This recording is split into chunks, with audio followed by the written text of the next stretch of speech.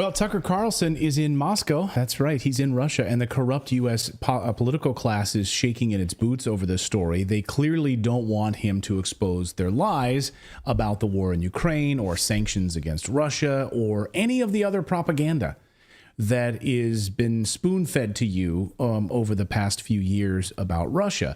And we'll have more on that part of the story in a second. But first, yesterday, the U.S. government approved another $60 billion to be sent to Ukraine. Now, this isn't finalized just yet, but come on, it's going to happen. $60 billion to Ukraine and $14 billion to be sent to Israel. Now, the real question is, do we break that out separately? We just send Israel their money like we do every few months as a stipend. We break that out of this bill.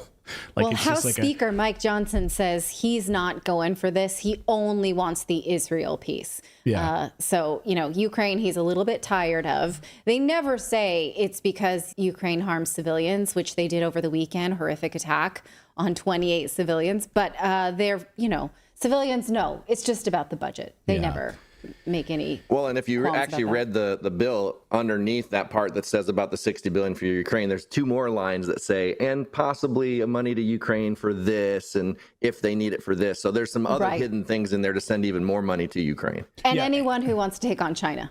Sorry, I'm stepping on your piece. Yeah, that's okay. Anyway, so let's get back to the numbers here. So another $14 billion to be sent to Israel if they break this out of this, right? So if Mike Johnson gets his way, it's broken out. They'll just send them their check like they do every month. Like, I guess it's like some sort of an alimony payment. I don't know. But anyway, it's really interesting when you look at why Israel continues to get so much money from the United States and the Israeli foreign exchange reserves. Just a reminder that Israel has a massive surplus of cash, over $200 billion.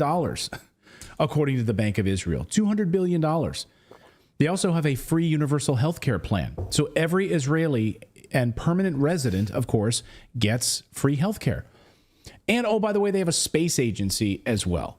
So Israel, the smallest country by population size, has a space agency. Yes, indeed.